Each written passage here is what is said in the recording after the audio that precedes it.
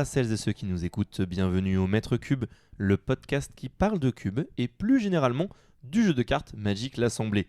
Je suis Lucas, votre hôte, et aujourd'hui je suis accompagné de Baptiste, amateur de taupe blaireau et fervent défenseur des Universes Beyond. Bonjour Baptiste, comment ça va ? Ça va très bien, merci pour l'invitation. Aujourd'hui, on est ensemble parce que, comme tu le sais, il y a une extension qui arrive incessamment sous peu, une extension tirée d'un univers plutôt sympathique, donc une série d'animation américaine, pour le coup, qui s'appelle Avatar, le dernier maître de l'air. C'est une série que tu apprécies particulièrement, il me semble ? Oui, c'est une série que j'ai découvert il n'y a pas si longtemps, que j'ai regardée il y a 1 an ou 2. Et du coup, j'ai beaucoup aimé la série et c'est encore très frais dans ma tête. Je me souviens encore pas mal des épisodes et vu que j'ai bien aimé la série, je suis très content qu'il y ait un Universes Beyond sur des trucs que j'aime bien.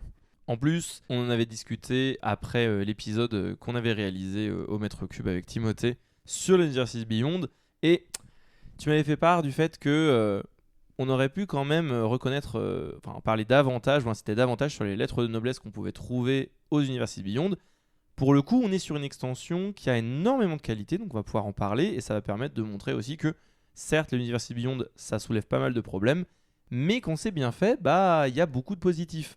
Et là, je parle même indépendamment de ce qu'on peut apprécier personnellement comme licence, parce que on peut avoir des licences qui nous parlent plus que d'autres, et ça c'est normal. Mais là, on est sur un set qui est extrêmement bien réalisé, le flavor est là, il y a plein de cartes intéressantes, il y a des mécaniques qui sont super intéressantes et qui sont assez peu parasitiques, on va voir qui peuvent s'intégrer dans des cubes assez différents. Et donc, on va analyser tout ça ensemble. C'est parti. Alors, on va commencer par lister les mécaniques globalement de l'extension. L'extension en propose un certain nombre, elle en propose 6. 2 qui sont, on va dire, des mécaniques un petit peu moins nouvelles, mais 4 par contre qui sont 100% originales, qui n'existaient pas avant. Donc on va d'abord parler des 2 premières. D'abord, le retour des alliés. Oui, donc allié type de créature qui existe depuis un paquet d'années dans Magic et qui a toujours eu des styles de jeu à base de à chaque fois qu'un allié arrive sur le champ de bataille, vous faites ça. À chaque fois que vous lancez un allié, vous faites ça. Et plus vous avez d'alliés, plus vos alliés vont faire des choses. C'est un peu la version humaine des Slivoïdes, je trouve. Il y a des alliés dans les 5 couleurs.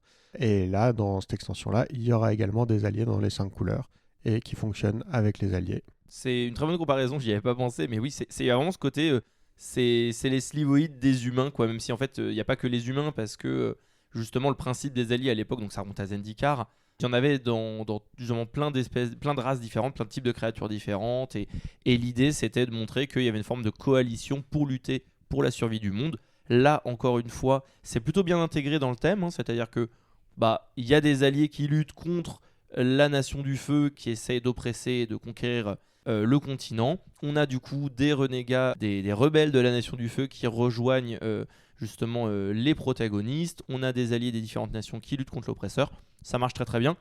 Du côté du cube, malheureusement, il n'y a pas grand chose à en dire. C'est une mécanique qui est très parasitique, comme beaucoup de mécaniques tribales. Les alliés en plus ont des mécaniques qui ne triggerent qu'en fonction des alliés ou quand un autre allié arrive en jeu. En général, ces mécaniques-là ne peuvent pas se mixer avec d'autres choses.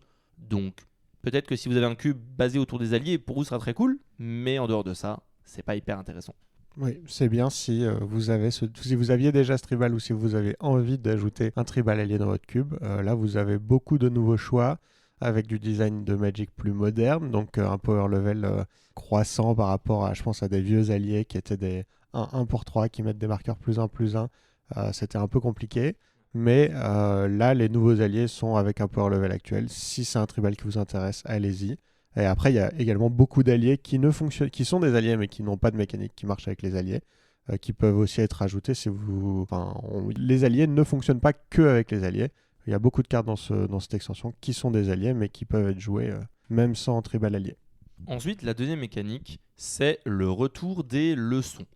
Alors là, il y a plus de choses à en dire, parce que c'est une mécanique qui, dans une certaine mesure, existait déjà. Elle est apparue pour la première fois dans l'extension Strixhaven. Et le truc, c'est que là, elle revient, certes, mais d'une autre façon. Donc, pour ceux qui ne le savent pas, leçon est un sous-type de rituel ou d'éphémère, d'accord ? Et il n'a pas de mécanique qui lui est proprement associée. C'est-à-dire qu'il n'y a pas de règle spéciale qui régit les leçons. Cependant, il y a une autre mécanique apparue en Strixhaven qui s'appelle la mécanique de learn, voilà, apprendre. Et cette mécanique-là dit, lorsque vous apprenez, vous pouvez aller chercher n'importe quelle carte leçon que vous possédez en dehors de la partie. Donc je rappelle ce que ça signifie, c'est que oui, si vous jouez autour de votre table avec vos potes, vous pouvez prendre techniquement une carte qui est dans votre collection, mais la manière dont on le fait en général, c'est plutôt que ça vous autorise à aller chercher une carte qui est dans votre réserve. Ce qui s'applique en cube, puisque votre réserve, c'est toutes les cartes que vous avez draftées, mais que vous ne jouez pas. Et ça vous permet de la mettre dans votre main. Donc c'est un peu comme un souhait, un wish. Ça vous permet d'aller chercher une carte que vous possédez en dehors de la partie, vous la mettez dans votre main. Ça fait de la value, c'est super intéressant. Le truc, c'est que les cartes de l'époque, elles n'avaient pas un power level de fou furieux. Les leçons étaient un peu overcostées. Les cartes qui permettaient d'apprendre aussi un petit peu. Donc ça faisait beaucoup de value, mais c'était un petit peu lent. Là, il y a le retour des leçons, mais il n'y a pas le retour de learn. Donc, ils ont fait autre chose. Oui, cette fois-ci, les leçons, c'est donc toujours le même sous-type de cartes, mais les cartes qui vont fonctionner avec les leçons vont souvent fonctionner avec si vous avez des leçons dans votre cimetière. On a par exemple une carte qui s'appelle Sagesse accumulée, qui coûte 1 et 1 bleu, et qui dit « Regardez les 3 cartes dessus de votre bibliothèque, vous en mettez une dans votre main et le reste en dessous. Si vous aviez 3 cartes de leçons dans votre cimetière, vous mettez les 3 dans votre main. Donc si vous jouez des leçons, pour 2 piochez 3, sinon pour 2 piochez 1. C'est un peu plus fort que ça puisqu'on regarde 3, mais c'est une carte qui va fonctionner et qui va fonctionner mieux si vous aviez des leçons dans votre cimetière. De la même manière, si on regarde une carte comme Maître Pacou, c'est une 1-3 prouesse pour 2, et quand il devient engagé, un joueur ciblé meule X cartes, X étant le nombre de cartes de leçons dans votre cimetière. Donc, soit on a ce seuil de 3 cartes qui est présent sur beaucoup de cartes, c'est pas spécifique à Sagesse accumulée, il y a vraiment beaucoup de cartes dans le set qui vont vérifier si vous avez 3 leçons ou plus, et d'autres qui au contraire vont juste compter le nombre de leçons que vous avez dans votre cimetière. Dans tous les cas, ce que ça va vous encourager, c'est que plus la partie va avancer, ou si vous vous mêlez de beaucoup de cartes, évidemment, mais là vous pouvez accélérer la chose, mais plus la partie va progresser, plus vos sorts vont scale, vont devenir de plus en plus forts. Et donc, naturellement, ça va vous encourager à jouer des parties plus longues, donc des decks plus contrôle, ou à minima des mid-range un petit peu lourds, qui vont faire durer la partie. J'ai l'impression que ce design est très cohérent et qui va être intéressant à jouer en limité. Pour le cube, ça met plus de contraintes après. Oui, pour le cube, il faut un seuil critique de cartes de leçons dans votre cube. Si vous avez 5 leçons dans votre cube, ça sera compliqué pour quelqu'un d'en avoir 3 dans son cimetière et de pouvoir activer les 2 dernières. Si vous aviez dans votre cube des cartes de Strixhaven et déjà des mécaniques de leçons, ça peut valoir le coup de splash un peu les leçons avec des nouvelles leçons qui sont plus fortes et moins chères. Enfin, pas forcément plus fortes, mais en tout cas, pour la plupart, moins chères en coût de mana par rapport à ce qu'elles essaient de faire. Et si vous n'avez pas de leçon et que vous envisagez de rentrer une leçon, si c'est une leçon qui marche avec d'autres leçons, c'est compliqué, il faudra en rentrer beaucoup. En sachant que c'est très juste ce que tu dis, parce que une grande partie des cartes qui ont le sous-type leçon ne font pas référence aux leçons. Tout comme Maître Pacou, la créature dont on vous a parlé, c'est une créature, il n'a pas le sous-type leçon, mais il fonctionne avec les leçons. Ce que ça veut dire, c'est que si vous n'avez pas de mécanique qui tourne autour du sous-type leçon dans votre cube, et que vous mettez un rituel ou un éphémère qui a le sous-type leçon, ce sera un petit peu comme si vous aviez mis un arcane, par exemple, dans la brèche, qui est une carte qui est très connue dans les cubes un petit peu plus power, qui permet pour 5 mana, dont un rouge en éphémère, de mettre en jeu une créature de votre main, de lui donner la célérité et vous la sacrifier à la fin du tour. Et c'est un arcane. Arcane, c'est un sous-type, pareil, et qui interagit avec des mécaniques qui fonctionnent avec les arcanes. Vous n'êtes pas obligé d'avoir des mécaniques avec les leçons pour mettre une leçon. C'est juste que les cartes qui marchent avec les leçons, là vous en voulez vraiment beaucoup dans votre cube pour que ça fonctionne. Heureusement, entre Strixhaven, Avatar et le retour sur Strixhaven, si c'est une mécanique que vous aimez, peut-être que vous allez commencer à avoir la quantité de cartes suffisante pour que ça fonctionne. Oui, et on a un peu de tout dans ce set. Des cartes qui réduisent le coût des leçons, des cartes qui permettent de leur donner flashback, etc. Donc il y a vraiment beaucoup de choix. Je pense qu'il y en a pour tous les archétypes. Oui, je pense qu'en l'état, ce serait déjà possible d'introduire la mécanique dans un cube. Ça demanderait de mettre vraiment beaucoup de cartes d'avatar, ce qui n'est pas forcément un problème, mais vous auriez moins de latitude dans le choix des sorts. Ou alors, évidemment, vous brisez la règle de Singleton, ça c'est évidemment possible. Mais déjà, là, il y en a une quantité qui est très intéressante avec des effets variés, c'est ce que tu disais. Donc, Moi, je vois ça d'un bon œil parce que ça va donner on va dire des bundles, des paquets de cartes, entre guillemets, qui fonctionnent ensemble, disponibles pour les créateurs et les créatrices de cubes. Donc, pour faire des choses nouvelles, essayer des mécaniques qu'on voit pas souvent. Donc, j'ai hâte de voir ce qu'ils nous réservent avec Strixhaven. J'espère vraiment qu'ils en feront d'autres et qu'ils vont remettre des cartes avec Learn pour pouvoir justement soutenir ça. Bon, on verra ça dans quelques mois, mais en tout cas, je trouve que sur Avatar, c'était très bien exécuté. Enfin, c'est très bien exécuté, l'extension n'est pas encore sortie. Ensuite, on a évidemment les 4 mécaniques qui nous intéressent, et elles sont 100% nouvelles. On a donc la maîtrise des éléments, et il y en a 4. Il y a la maîtrise de l'air, il y a la maîtrise de l'eau, la maîtrise de la terre et la maîtrise du feu. Moi, j'ai ma petite préférée, je sais pas toi si c'est le cas aussi, mais moi, ma préférée, je pense que c'est la maîtrise de l'eau. On va pouvoir en parler, alors que pourtant, elle est vraiment extrêmement simple. Mais dans tous les cas, on va commencer par la maîtrise de l'air. Très bien.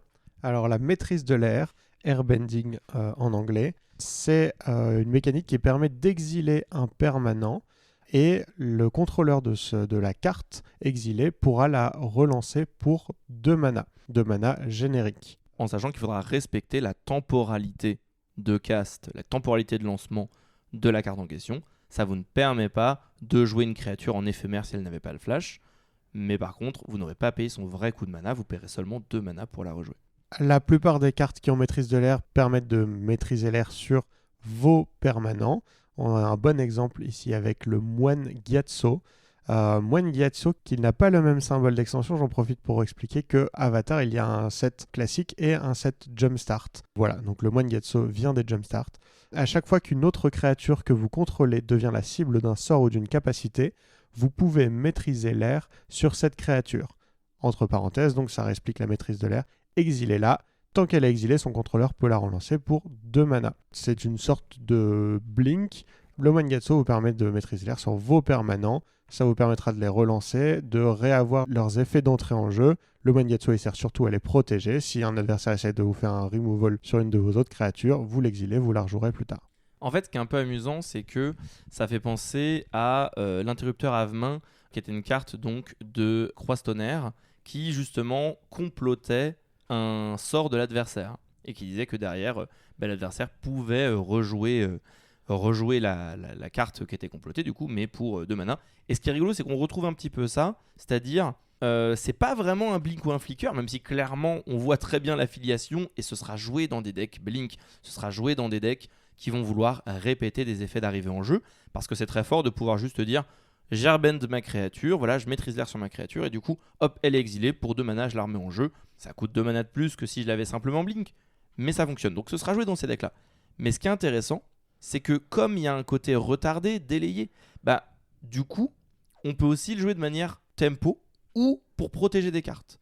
C'est ce que fait le Flicker en général. Si on regarde par exemple Flicker Wisp, donc la 3-1 vol qui, quand elle arrive en jeu, vous exilez un permanent, n'importe lequel, à la fin du tour, il revient en jeu. Ça vous permet d'enlever un bloqueur. Ça vous permet potentiellement de protéger une de vos créatures, puis ensuite, il y a une vrasse qui est faite. Votre créature, elle revient après la vrasse. Là où si jamais vous aviez juste blinké votre bête, elle part, elle revient. Elle est toujours là quand le sort quand la colère de Dieu, elle résout, la créature est toujours là et elle meurt. Donc, il y a plein d'applications différentes, et c'est ça que je trouve intéressant. Si on regarde une carte comme Ascension du Maître de l'Air, qui est un enchantement quand il arrive en jeu, vous maîtrisez l'air sur une créature, et ensuite, donc, il y a tout ce système d'ascension. Il y en a une pour les 4 éléments qui, en fait, vont regarder une condition et mettre des marqueurs quêtes. En l'occurrence, celle-ci, c'est à chaque fois qu'une créature que vous contrôlez arrive en jeu, mettez un marqueur quête sur cet enchantement au début de votre étape de fin. Si cet enchantement a au moins 4 marqueurs quêtes sur lui, vous blinkez une créature. Typiquement, là, on voit bien la différence entre les deux capacités. C'est-à-dire que derrière, vous allez avoir comme un portail de téléportation là, de Donjons et Dragons qui justement vous permet de blinker vos bêtes à la fin de chaque tour. Donc ça, c'est super bien pour faire de la value. Mais vous avez une première capacité qui, elle, est beaucoup plus polyvalente, même si elle est peut-être moins mana efficient. C'est hyper fort de pouvoir enlever un bloqueur, c'est hyper fort de pouvoir protéger quelque chose. Il y a plein d'applications. Moi, j'aime bien les cartes polyvalentes, donc c'est une mécanique forcément qui me plaît beaucoup. Et c'est, je trouve, toutes les mécaniques sont flavor, mais celle-là elle est très flavor. Les maîtres de l'air sont des pacifistes. Et donc on va pas détruire les créatures, on va juste les enlever. Elles reviendront plus tard, on leur donne un petit coup de vent. Et elles reviendront plus tard chez les adversaires, où on va faire fuir nos alliés pour les remettre ensuite sur le champ de bataille. Et il y a un certain nombre de cartes, alors dont on n'aura pas le temps de parler parce que il y a beaucoup de cartes. Le set est vraiment chouette. Il y avait beaucoup de cartes dont on aurait pu parler qui sont vraiment cool. Mais Appa, par exemple, le bison volant de Hang, forcément, il y a des cartes de Appa qui permettent de airbend d'autres créatures et ça colle au flavor de je vais sauver Hang et ses amis, je vais les emmener avec moi, les sortir du danger. Il y a vraiment, pour le coup, niveau flavor, ce set est incroyable. Voilà, on va peut-être pas s'étendre des heures dessus parce que je pense qu'on pourrait vraiment parler longuement de ça, mais il y a plein de choses qui ont été intelligemment pensées. Et pour le coup, moi, je ressens bien l'univers, en fait.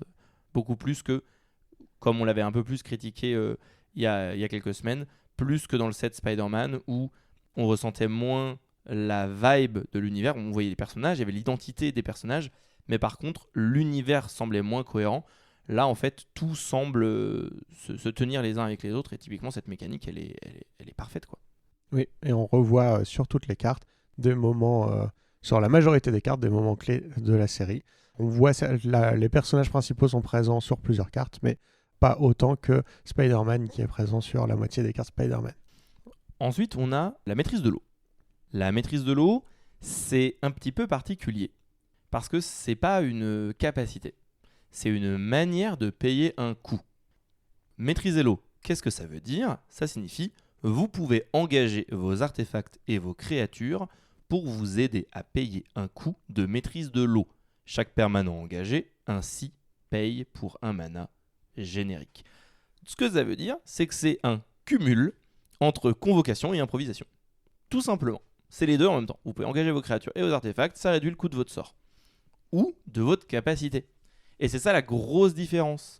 C'est que convocation et improvisation ne fonctionnent que pour le lancement d'un sort. Maîtriser l'eau, ça peut fonctionner soit pour l'un, soit pour l'autre. Si on regarde par exemple la carte Katara prodige de la maîtrise, c'est une capacité. Elle a maîtrisé l'eau pour 6 mana, piocher une carte. C'est super. Vous pouvez, à la fin du tour de votre adversaire, vous pouvez payer 3 mana, engager 3 créatures ou 2 créatures en artefact. Hop, ça vous permet de piocher votre carte. Et comme ça, vous payez votre capacité. Mais c'est aussi parfois des coûts supplémentaires, comme Fouet d'eau, qui est donc un rituel leçon pour 2 mana bleus, et qui dit, en tant que coût supplémentaire pour lancer ce sort, vous maîtrisez l'eau 5. Donc là, en l'occurrence, vous êtes obligé de le faire. Et donc le sort ne coûte pas réellement 2 mana, il coûte plus cher, parce que vous pouvez payer une partie du sort différemment. Et donc, l'effet, c'est de renvoyer jusqu'à 2 créatures ciblées dans les mains de leur propriétaire, vous piochez 2 cartes. Forcément, c'est pas un sort à 2 mana, ce serait vachement trop fort, mais ça vous permet de payer différemment. Il y a quelques autres cartes aussi qui ont un coût alternatif, mais il y a cette logique en bleu, on l'a vu dans les mécaniques. Dans les archétypes de draft, il y a cette mécanique il y a la maîtrise de l'eau, il y a cette idée de, en late game, vous pouvez renforcer vos sorts sont plus puissants. Là, on le voit un tout petit peu moins là tout de suite, mais il y a beaucoup de cartes qui ont comme ça des coûts en plus. Et c'est pas seulement un coût qu'on est obligé de payer, ça va vérifier quand vous lancez le sort si vous avez maîtrisé l'eau. Si vous avez maîtrisé l'eau, ça fait des trucs en plus. Et sinon, le sort, il fait un truc comme ça.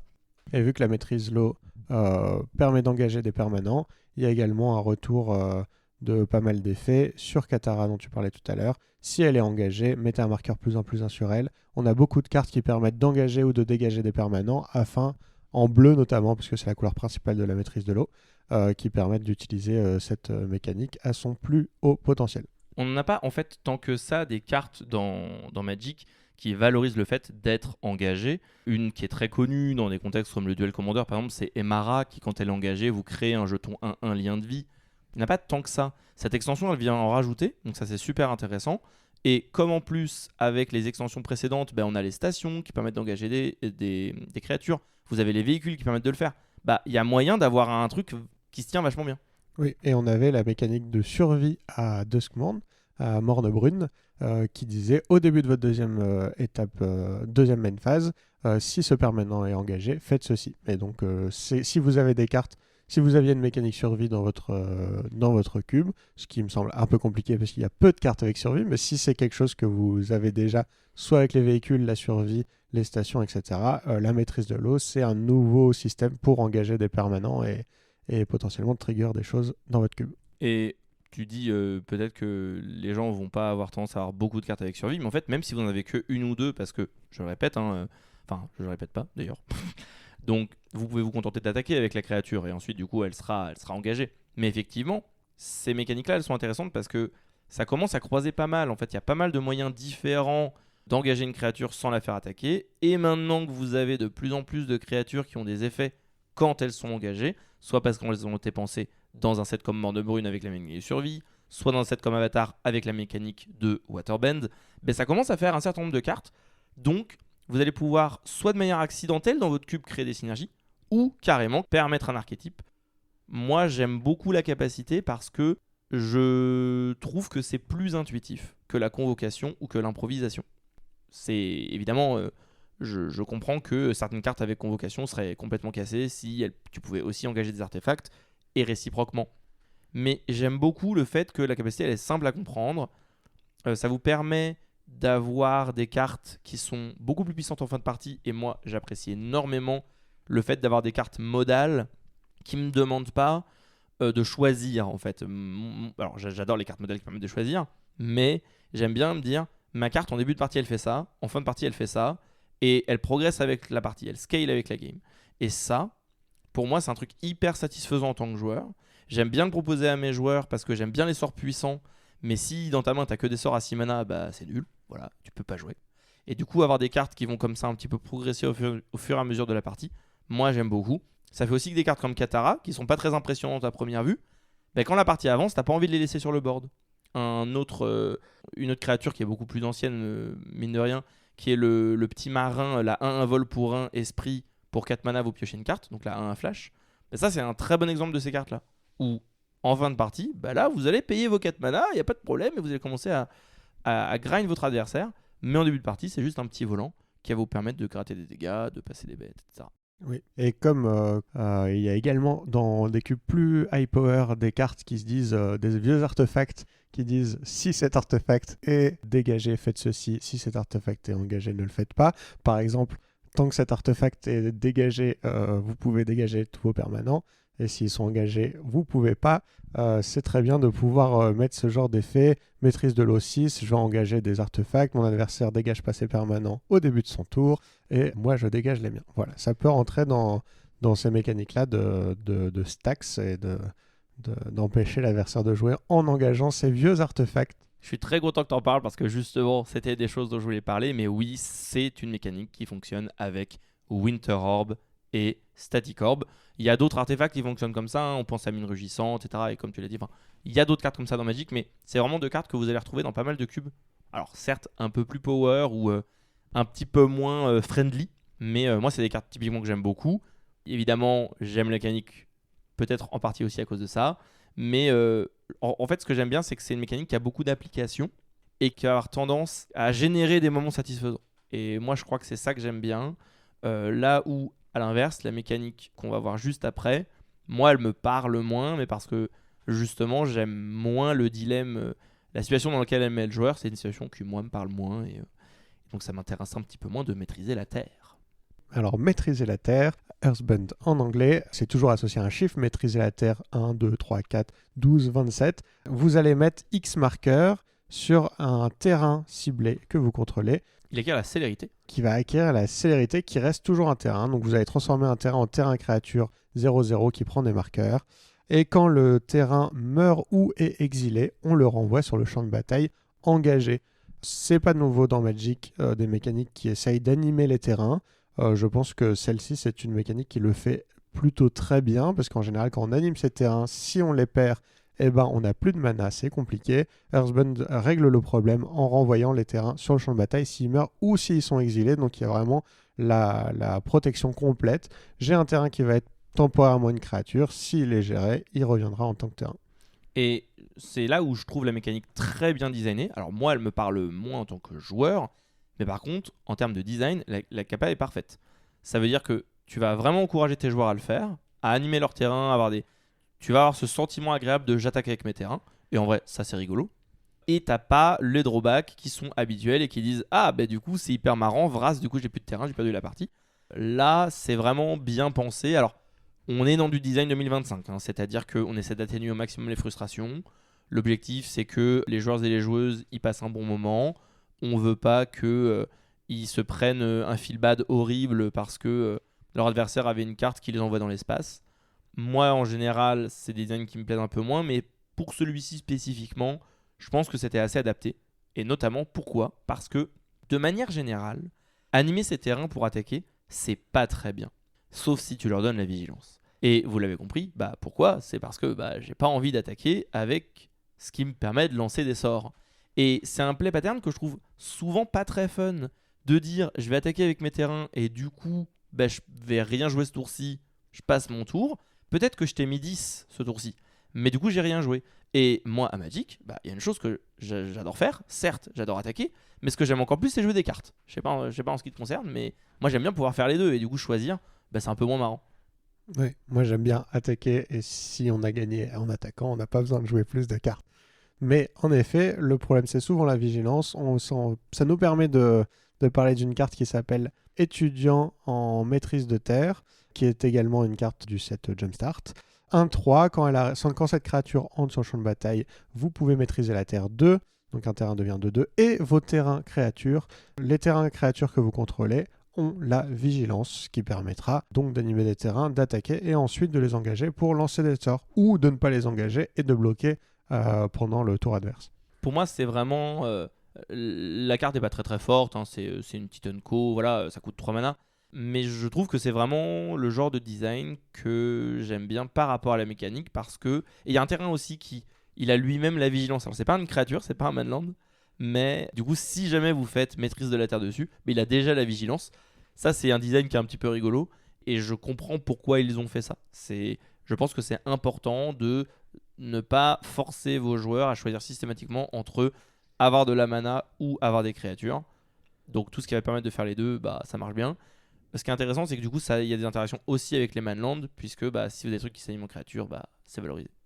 Ah oui, en effet. Ce qui est rigolo, c'est que l'animation des terrains marche extrêmement bien avec le cycle de 10 terrains bicolores qui était sorti dans Wilds of Eldraine et Ixalan, le retour sur Ixalan, puisqu'ils ont des capacités pour se transformer en créature, mais leur capacité de quand ce terrain attaque n'est pas liée au fait que vous avez payé pour le transformer en créature. C'est pas le cas de tous les manlands. La plupart des manlands disent vous le transformez en créature et il gagne cette capacité.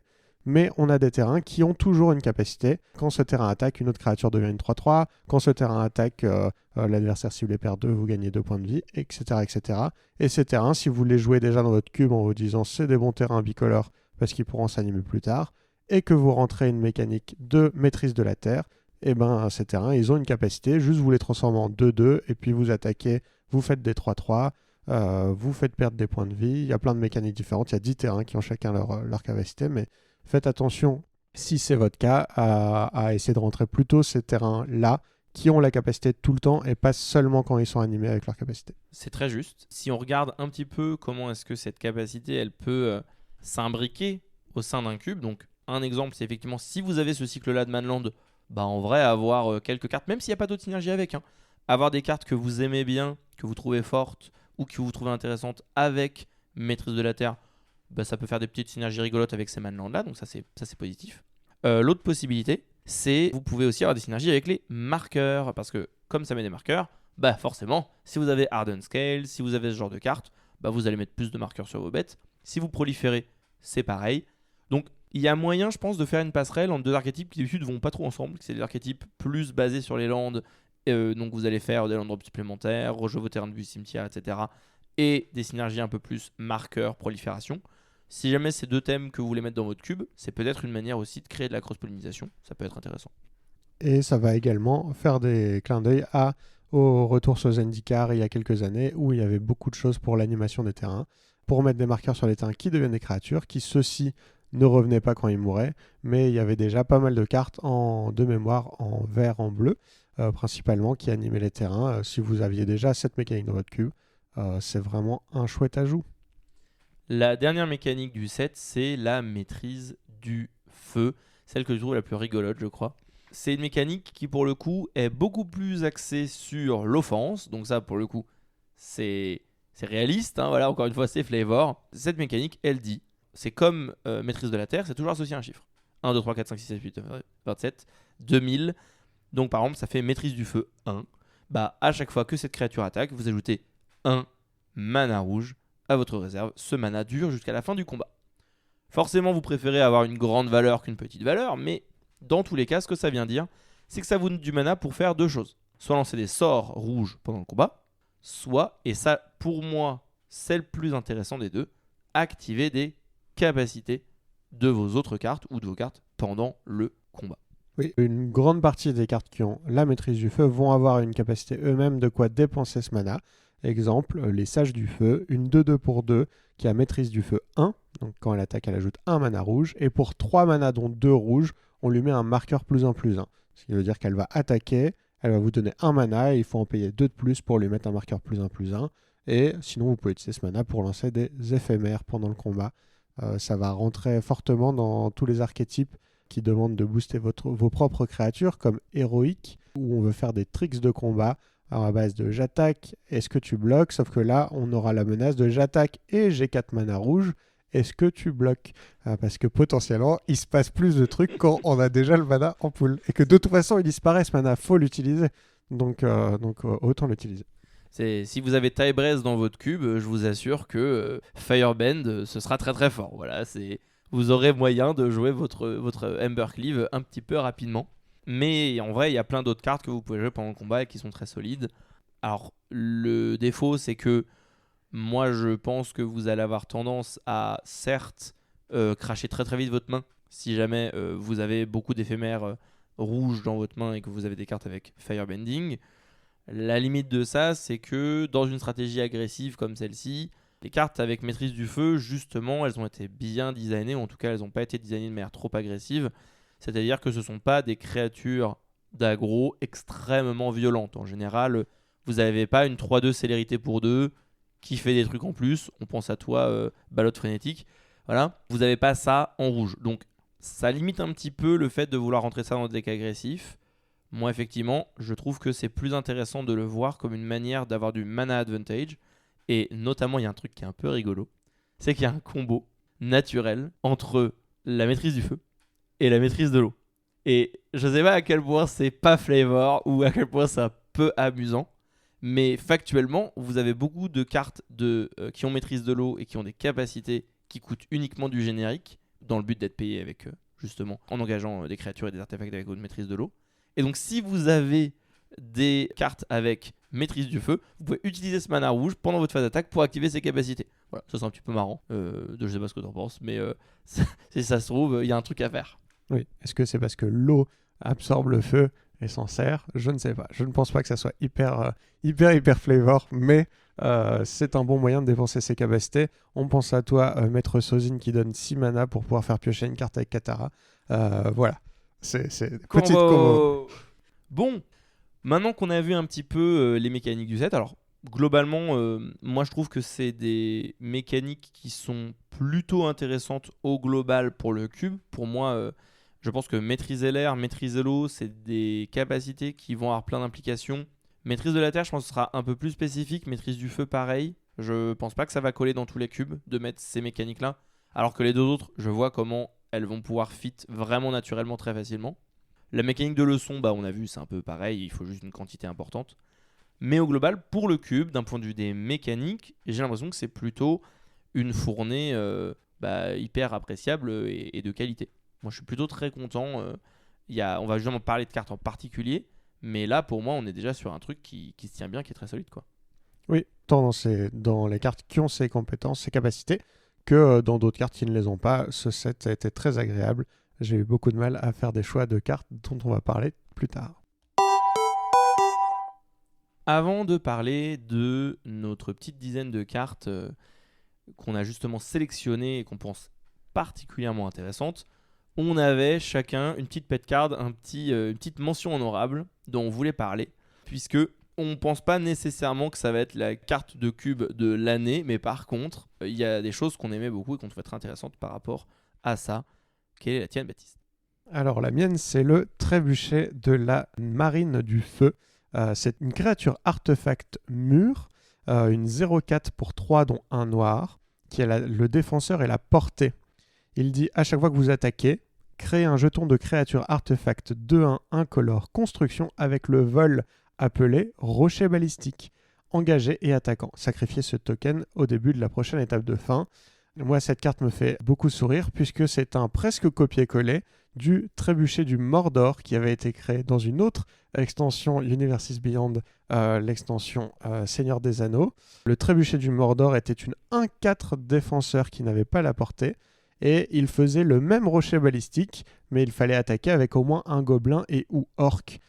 Donc c'était flavor dans le set, mais c'était compliqué à intégrer dans un cube parce que si vous n'avez pas de gobelins, que vous n'avez pas d'orques, que vous n'avez pas d'armée qui sont des orques, vous pouvez pas l'avoir. Alors que ce trébuchet de la marine du feu peut fonctionner dans n'importe quel cube. Il se trouve que c'est un artefact qui crée des jetons artefacts. Les jetons sont sacrifiés à la fin du tour et non à la fin du combat. Donc si vous jouez une stratégie sacrifice, vous aurez également des choses à sacrifier pendant votre deuxième main phase. Les jetons sont volants et je trouverais ça très rigolo d'envoyer des gobelins sur un gros rocher avec un trébuchet de la marine du feu d'Avatar, puisque chaque set a le même token mais avec un dessin. Le dessin d'Avatar est nettement moins drôle, c'est une boule de feu. Je trouve que c'est un bon clin d'œil. J'espère que dans une future extension, peut-être Magic originale, nous aurons enfin un trébuchet Magic avec un caillou Magic et non Universes Beyond, mais on verra ça. En tout cas, c'est une carte qui est plutôt chouette. En réalité, c'est une carte qui va produire des jetons artefacts et du coup aussi des jetons de créatures. C'est une carte qui est agressive parce que le jeton, c'est quand même de 1 vol. Ça va trigger à chaque fois que vous attaquez sans dépenser de mana ou quoi que ce soit. Donc, dans une synergie un petit peu aristocrate, rouge-noir agressive, je vois comment ça peut être une carte très solide. Là où l'autre, elle nous laissait un peu sur notre fin parce que, comme tu l'as dit, elle était juste trop dure à activer en fait. Ça demandait d'avoir un cube extrêmement spécifique. Le fait que la carte soit générique, bah en vrai, je suis très content. Je pense que c'est une chouette carte noire. Hein. Je serais surpris qu'elle soit jouée nulle part. Et n'hésitez pas à l'essayer et à nous dire si jamais elle vous plaît. De mon côté, la carte dont je vais parler, elle est beaucoup moins intéressante mécaniquement. C'est le haïku de Sokka.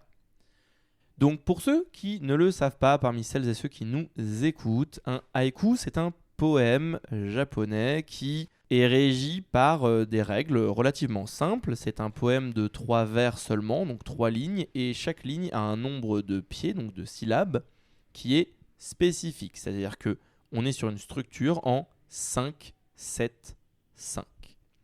Et le haïku de Sokka, il dit, donc c'est un éphémère pour 5 mana, c'est une leçon. Il dit contrecarrer un sort ciblé, piocher une carte, puis mêler 3 cartes, dégager un terrain ciblé. Là, quand je vous le dis comme ça, bah, il se passe rien de particulier. Et c'est parce qu'en français, c'était impossible, malheureusement, de faire la bonne traduction. Ce qui est un petit peu dommage. Alors que la version anglaise dit Counter target spell, draw a card, then mill 3 cards, untap target land. Et c'est un haïku. 5, 7, 5. En fait, je sais que c'est juste ma petite lubie de game designer et mon côté poétique ou quoi que ce soit, je sais pas, mais juste moi j'adore. J'ai été complètement giga séduit. Je pense que s'il y avait eu rien à sauver du set, bah juste cette carte-là, je vous en aurais parlé un mot à un autre. Pour moi, c'est tellement, d'un point de vue flavor, c'est tellement la flavor win de l'univers en fait. Cette carte est géniale et je l'avais dit à l'époque quand on a vu le spoiler de la carte, j'avais dit malheureusement ça va me faire de la peine quand ils vont la traduire en français parce que ce sera impossible en fait, ils pourront pas respecter ça. Oui, ils sont obligés de respecter les règles de Magic et faire un nouveau wording pour cette carte risque de créer des problèmes de règles avec juste une carte. Voilà, c'est dommage, on ne peut pas avoir le haïku. C'est lié à un petit épisode de la série qui est très rigolo où Sokka essaye de faire des haïkus dans tous les sens. Voilà, c'était un flavor win sur la carte anglaise, et malheureusement, on ne l'aura pas eu dans notre version française. Je pense que c'est le genre de carte que moi ça me viendrait même pas à l'esprit de l'acheter en française. Je pense que si, enfin c'est sûr je récupérerais une version de la carte, je la récupérerais en anglaise, je réfléchirais même pas et je serais très content de l'avoir dans ma collection. Voilà, ça c'était pour nos petites mentions honorables. Maintenant, on arrive dans le dur, on va parler des vraies cartes, celles que on vous recommande de jouer et d'essayer. Alors Baptiste, on en a 10. Par laquelle tu veux qu'on commence? Celle-ci, vas-y. Très bien. Alors, on va parler d'une carte MDFC qui s'appelle Aang Sauveur Expéditif. C'est une 2-3 vol avec le flash. Elle coûte 3 mana, dont un blanc et un bleu. C'est donc une carte Azorius. Quand Aang arrive en jeu, maîtrisez l'air sur jusqu'à une autre cible, créature ou sort. C'est très très important. Elle a un verso, mais on va y revenir plus tard. Déjà, on va juste parler du recto. Pour moi, cette carte, elle me fait énormément penser à Spellqueller, foudroyeur de sort, qui est donc une 2-3 vol flash pour 3 mana, dont Azorius, donc strictement la même chose, et qui permettait d'exiler un sort de valeur de mana 4 ou moins, et quand le Spellqueller quittait le champ de bataille, eh bien, le propriétaire du sort pouvait le lancer gratuitement sans payer son coût de mana. En même temps, je viens de dire gratuitement, j'ai dit 2 fois la même chose. Hang, pour moi, il fait un peu ça. C'est-à-dire que oui, vous pouvez vous en servir pour avec le flash, donc ça c'est très important, vous le faites à instant speed. Donc soit vous pouvez maîtriser l'air sur une créature, donc pour protéger une de vos créatures, enlever un bloqueur adverse, ce genre de choses, mais vous pouvez aussi le faire sur un sort. Et là on rentre sur une carte qui peut créer un tempo de malade. Vous pouvez dire, Tavras, j'aimerais bien que tu la fasses, mais au prochain tour, voilà, si c'est possible. Comme ça, moi je peux attaquer avec mes créatures et te tuer. Donc non, j'exile Tavras et voilà. C'est pas très très bien quand votre adversaire il a encore du mana et que potentiellement il peut encore jouer la carte dans le même tour. Mais il y a tellement de cartes dont la tempo elle est spécifique. Je pense vraiment que Airbend un sort c'est très très fort. Ça vous permet aussi de protéger un de vos sorts. Vous lancez un sort, votre sort est contré, vous pouvez Airbend votre propre sort. Et derrière vous pourrez rejouer votre sort. Ou Airbend le contre pour éviter de se faire contrer. Oui, mais votre adversaire pourrait rejouer le contre plus tard. Oui. Donc en général, à moins, encore une fois, c'est toujours une question de timing, c'est vraiment une carte de tempo. Soit votre carte, vous voulez vraiment la lancer maintenant, dans ce cas-là, vous faites Airbend sur le contre, c'est exactement ce que tu dis, hop, c'est virtuellement comme si vous aviez contré le sort. Alors, le counter spell, votre adversaire pourra encore le rejouer, mais là, du coup, il n'a pas réussi. Soit vous faites sur votre propre sort, c'était ce qui était couramment utilisé avec Remand. Remand, c'est une carte que vous aviez tendance à faire sur vos propres sorts dans des batailles de contrôle. Je lance un sort, tu me comptes mon sort, Remand sur ma propre carte, je contre mon sort et le renvoie dans ma main, je pioche une carte, et toi, t'as juste perdu ton contre. Hang, il fait un peu ça. Donc déjà, je pense que la carte, elle est forte juste comme ça. Ça embûche un attaquant aussi, faut pas oublier, c'est une 2-3 vol flash. Moi, je trouve que c'est vraiment une... De ce que j'ai vu pour le... Enfin, comment dire, pas pour le moment, le set a été révélé, mais de ce que moi j'ai pu observer, c'est vraiment la carte avec Airbend qui me plaît le plus dans le contexte du cube. C'est-à-dire que ce qu'elle fait, naturellement, a plein d'applications et est super intéressante. Oui, et je ne suis pas sûr d'avoir vu d'autres cartes qui permettaient de maîtriser l'air sur un sort. Je crois que c'est la seule. Je crois que c'est la seule aussi. Et donc du coup, elle est unique dans ce set. C'est la seule qui ne va pas exiler un permanent, mais un sort. Elle peut aussi le faire sur un permanent de créature, mais elle peut pas le faire sur un autre permanent. Elle peut le faire que sur une créature. Donc créature ou sort. Là déjà, on est sur une carte qui pour moi est assez solide. Mais encore une fois, ce n'est pas tout. Elle a une autre capacité. Si vous maîtrisez l'eau 8, donc c'est pas donné, vous pouvez transformer Hang. Et le verso de Hang, c'est Hang et La, fureur de l'océan. C'est une 5-5 portée piétinement. À chaque fois que Hang et La attaque, mettez un marqueur +1/+1 sur chaque créature engagée que vous contrôlez. Globalement, pourquoi est-ce que je trouve cette carte vraiment bien au-delà de juste le recto? C'est que c'est un kill en fait en fin de partie. Et du coup, vous pouvez soit la jouer dans un shell vraiment très très agressif, où votre objectif ça va être de jouer plein de petites bêtes et vous allez tenter de temporiser un peu ce que fait l'adversaire, et je pense que Hang est génial dans cette stratégie-là. Soit, en fait, si la partie elle dure, vous allez pouvoir flip Hang, et là vous avez une carte qui est beaucoup plus impactante, beaucoup plus menaçante, l'adversaire est obligé d'essayer de la gérer. Pour le coup, je pense que la carte elle m'aurait intéressé même sans le verso, mais le verso la rend juste encore plus puissante, et elle lui donne des applications en late game, là où c'est le plus gros défaut de Hang. Toute la partie, enfin c'est un défaut de maîtrise de l'air en général, mais sur Hang, le défaut, c'est que toute la partie interactive, c'est-à-dire Airbend l'adversaire, c'est vachement moins bien plus la partie avance, parce que votre adversaire, il va avoir les 2 manas pour rejouer la carte, et du coup, vous aurez l'impression d'avoir fait ça dans le vent. J'ai pas grand-chose à dire de plus sur cette carte. Moi, je la trouve très forte. Je trouve que de l'autre côté, c'est un petit peu trop fort pour mon cube, personnellement, de pouvoir avoir une 5-5 qui met des marqueurs partout. Qui fait grossir. C'est du bonus parce que tu as déjà eu la carte d'Hang, donc en fait, c'est comme si tu avais une deuxième carte. Enfin, oui. Ça fait des trucs. Hein. Si elle n'avait qu'une face recto, elle serait utilisable dans beaucoup plus de cubes, parce que plus votre cube est fort, plus elle va pouvoir être utile d'une manière forte. et plus votre cube est faible, plus ça va juste être le fait qu'elle soit forte, c'est juste une 2-3 pour 3, 2-3 pour 3 vols. Mais le verso va forcément impliquer que vous jouez dans un cube qui est capable de se défendre contre des 5-5 portées piétinement qui mettent des marqueurs partout. Voilà. On va passer à une autre carte qui utilise également une mécanique d'extension, une carte qui utilise la maîtrise du feu. Ça sera Zuko, prince exilé, donc un des personnages principaux de la série, qui est une 4-3 pour 4, dont un rouge, qui a maîtrise du feu 3. Donc à chaque fois qu'il attaque, vous ajoutez 3 rouges à votre mana pool pendant tout ce combat. C'est nettement plus fort que les maîtrises de feu 1, on l'a vu. Et Zuko, il est super parce qu'il a lui-même de quoi... Ah, il est vrai. Oui, non, mais Zuko, il travaille tout seul, il a besoin de personne. Ah oui, c'est vrai que c'est Flavor. Zuko, il travaille tout seul et donc il utilise lui-même son mana. Il ajoute 3 rouges et pour 3 mana, si vous saviez pas quoi faire de ce rouge, pour 3 mana, vous pouvez Impulse Draw, donc vous pouvez exiler la carte du dessus de votre bibliothèque et vous pouvez la jouer ce tour-ci. Ça veut dire, c'est que vous attaquez avec Zuko, vous ajoutez 3 rouges, vous n'avez pas besoin de l'utiliser, vous payez 3, vous exilez une carte et vous pouvez la jouer ce tour-ci en deuxième main phase. C'est quand même vachement pratique. Hein. C'est quand même vachement pratique. Et puis c'est maîtrise du feu 3, donc c'est quand même, ça va vous permettre de jouer beaucoup de sorts, beaucoup de capacités. C'est une des cartes du set qui ajoute le plus de mana rouge directement sur la carte. C'est très efficace, ça commence à être pas loin des 5 mana qu'il faut payer pour ajouter une phase de combat supplémentaire avec un enchantement. Elle fonctionne toute seule, son seul défaut c'est qu'elle a 3 d'endurance pour 4 mana et qu'elle meurt très facilement sur une foudre, mais elle fait déjà bien le travail. Et elle est obligée d'attaquer pour ajouter les 3 mana, donc elle risque d'être un peu sensible. Si votre adversaire a une 3-2 et que vous voulez utiliser sa capacité, malheureusement vous êtes obligé d'utiliser cette 4-3 pour attaquer. Pour moi, c'est peut-être plus ça la grosse limite de la carte, parce que effectivement, si vous pensez que dans votre cube elle est un petit peu trop vulnérable à foudre, bah rien ne vous empêche d'être une horrible personne et de remplacer votre foudre par un choc ou par quelque chose qui ressemble à choc. Et si vos sorts ils font que 2 dégâts, et bah, du coup il est vachement plus résistant. Donc vous pouvez adapter vos removal pour que justement ça scale un petit peu mieux avec le rythme de la partie et qu'une 4-3 soit un petit peu moins vulnérable à juste un removal à 1 mana ou 2 mana. Non, le vrai souci c'est que c'est une créature qui a pas d'évasion. Et quand tu es une 4-3 vanilla, bah du coup tu te fais trash block par énormément de choses.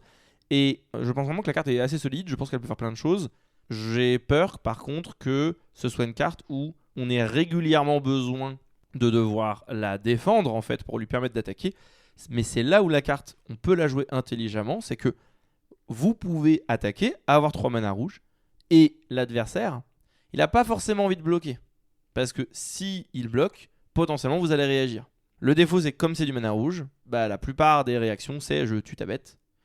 Donc quand je bloque avec ma 3-2, bah en fait même si tu me tues ma 3-2 avec un choc ou avec un sort rouge en utilisant les 3 mana de Zuko, bah en fait t'aurais mieux fait de le faire avant que je bloque. Et donc souvent je vais être récompensé quand même pour juste tenter le bloc. Il y a peu de chances que je me fasse attraper, c'est-à-dire que la situation de je bloque avec ma 5-5 et en fait tu utilises les rouges pour choc et tuer ma bête, bah en fait t'as aussi perdu Zuko et c'est pas forcément ce que tu veux. Donc je pense vraiment sa plus grosse faiblesse c'est que en phase d'attaque elle est vulnérable.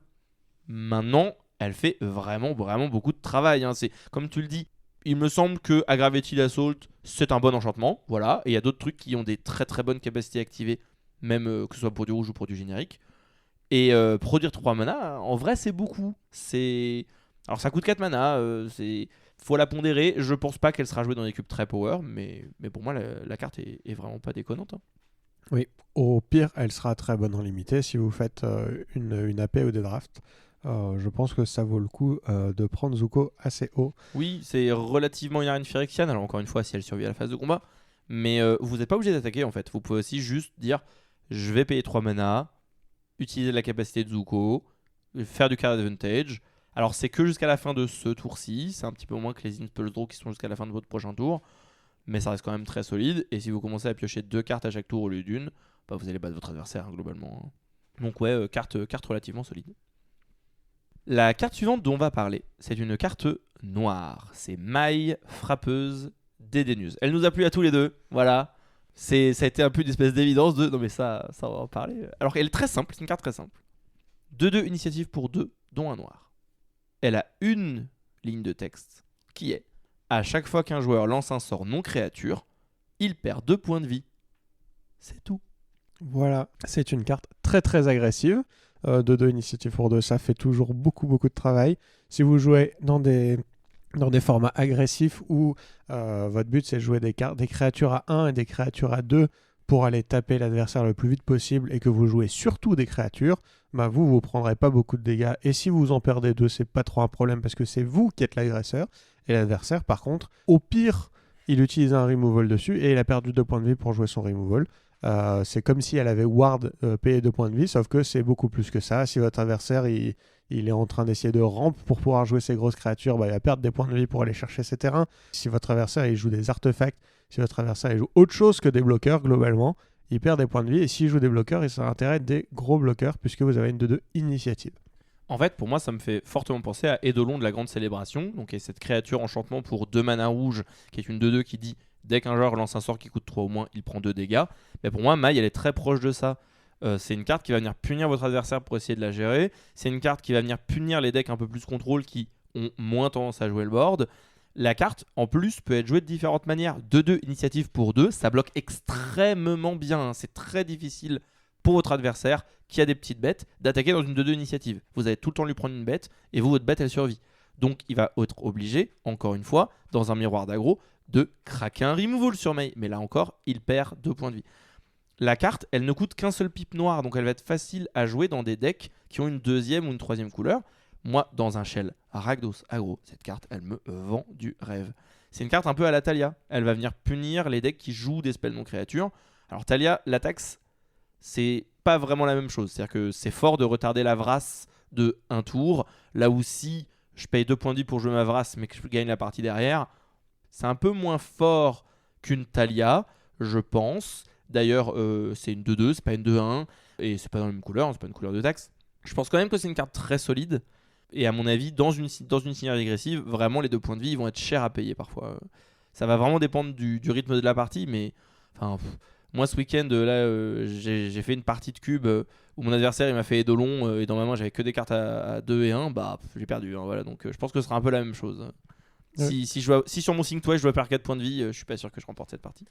Ouais. Et ça a l'avantage de coûter 1 et 1 noir, contrairement à Eidolon qui coûte 2 rouges et qui est compliqué à jouer autour d'eux. Cette maille est beaucoup plus simple à jouer dans des decks.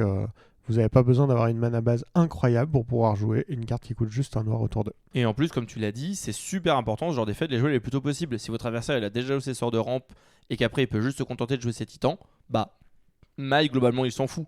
Alors que si jamais vous jouez Maille sur le play, votre adversaire il a pas encore joué de spell non créature, potentiellement il a soit rien joué, soit il a mis en suspend, il a mis aperçu de demain, et que derrière il dit ah mais en fait ma croissance luxuriante elle va me coûter 2 points de vie, panique. Et du coup vous avez envie de jouer ça rapidement. Le fait qu'elle soit facile à lancer, c'est super important.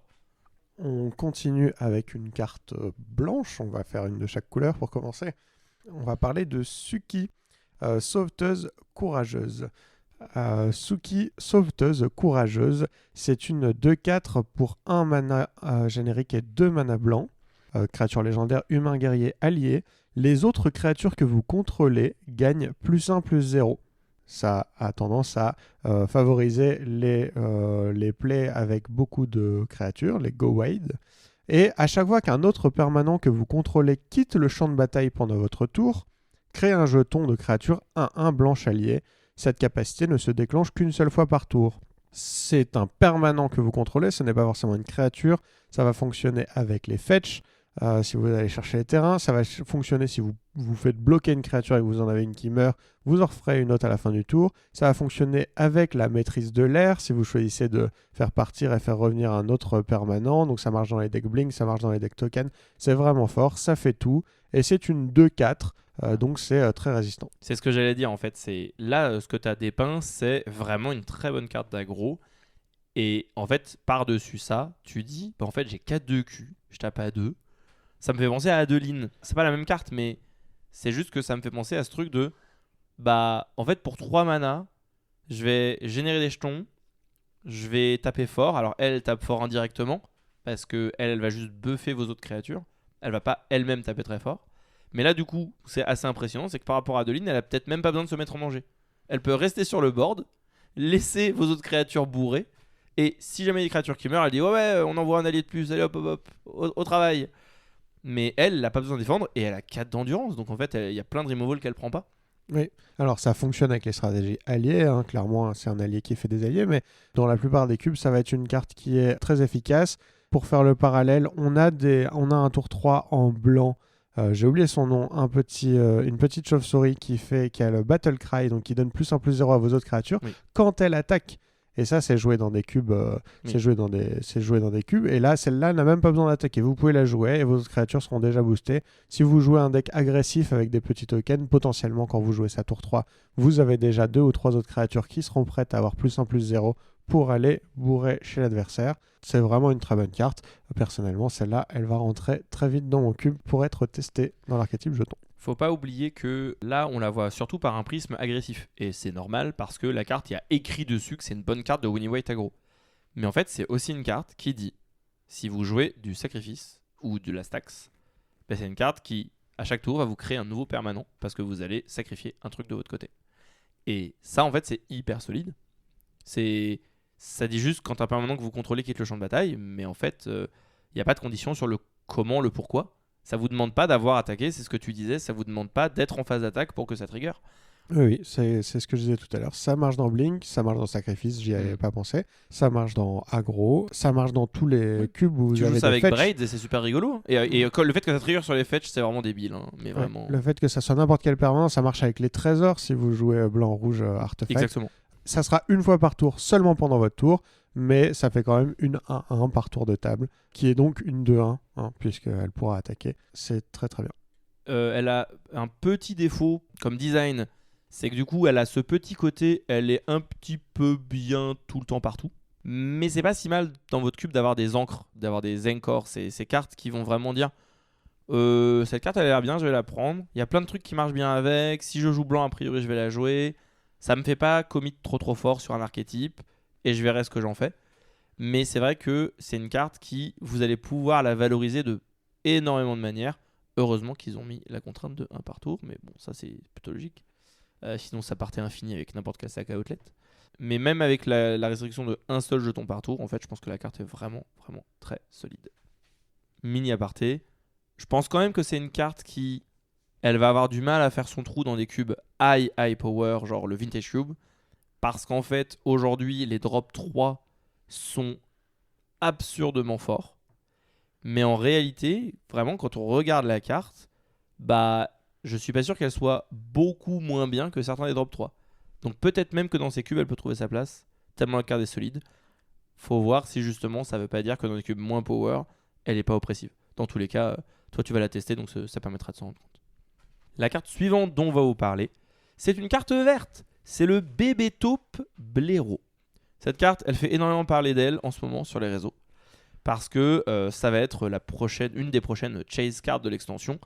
Elle va être désirée par tous les joueurs de commandeurs, parce que c'est une carte qui fait du mana, vous allez vous en rendre compte. Et le mana, c'est cool.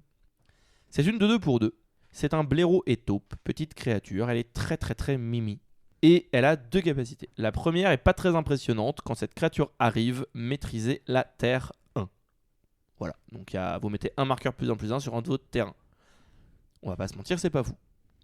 Sauf qu'elle a une autre ligne qui est vachement plus forte, qui dit à chaque fois que vous engagez une créature pour du mana, vous ajoutez un mana vert supplémentaire. Spoiler alerte, ça fonctionne possiblement avec votre terrain créature que vous venez de créer. C'est une carte qui me fait évidemment fortement penser à Kinan, voilà, Bonder's Prodigy, qui donc dit que vos permanents non-terrains qui produisent du mana font un mana supplémentaire. Bah là on est un peu sur le même genre de truc. Vos mana dogs, vos elfes de la Noire et compagnie, ils font un mana de plus. Et du coup, bah oui, vos créatures terrain, elles font du mana en plus aussi. Oui, et moi je trouve que le fait qu'elle fasse Earthbend 1 fonctionne également très bien dans beaucoup d'archétypes avec des fetch. Donc tour 2, on va jouer à autre chose. Tour 3, on place un fetch, on joue bébé top, on sacrifie notre terrain, on va en chercher un autre et notre fetch y revient. On pourra refetcher, ça fait de la rampe. N'oublions pas que Earthbend, ça fait de la rampe avec les fetch dans les cubes. Et du coup, quelque chose qui a Earthbend pour 2 mana. C'est aussi pour ça que c'est une mythique, c'est parce que c'est le Earthbend le moins cher de l'extension. Ça peut permettre d'aller rampe très vite. Bon, ça rampe, si vous faites ça sur un terrain qui va rester, ça va rampe puisque sa capacité vous permet d'engager ça pour du mana. Mais même si vous comptez bloquer avec votre 2-2 plus tard et vous dire ah c'est dommage, je perds son effet, vous pouvez toujours mettre les marqueurs sur des terrains que vous allez sacrifier pour aller en chercher d'autres. On n'y a pas parlé tout à l'heure, mais en fait, j'y avais pas pensé à la synergie avec le fetch. Je trouvais déjà la carte était très forte sans ça, mais c'est vrai que oui, le wording tel qu'il est fait sur les cartes avec maîtrise de la terre fait que vous allez récupérer vos terrains qui sacrifient pour aller chercher d'autres terrains. Alors, comme tu l'as dit, sur les autres cartes, c'est souvent trop cher. C'est-à-dire que si vous claquez une carte à 3 ou 4 mana pour mettre 3 marqueurs sur un terrain et ensuite vous le sacrifiez, c'est un peu nul. Oui, là ça va que c'est un seul marqueur, que c'est rentable de le perdre. Et je note que personnellement, c'est dans mon cube, ça marche très très bien avec les fetch de MH3 ou avec tout fetch qui peut s'engager pour du mana. C'est-à-dire que votre terrain va vous faire 2 mana au lieu de 1. Et puis une fois que votre petit blaireau est top est décédé et que votre terrain ne vous fait plus que 1 mana, vous le sacrifiez pour aller chercher un autre terrain, il reviendra engagé, vous le resacrifierez plus tard, etc. etc. Ça marche avec tous les terrains qui se sacrifient plus tard. Donc je pense au 10 fetch tricolore de MH3, mais nous avons également la terrasse de la comté, etc. Des terrains qui se sacrifient plus tard. Le Myriad Landscape si vous jouez en commandeur, etc.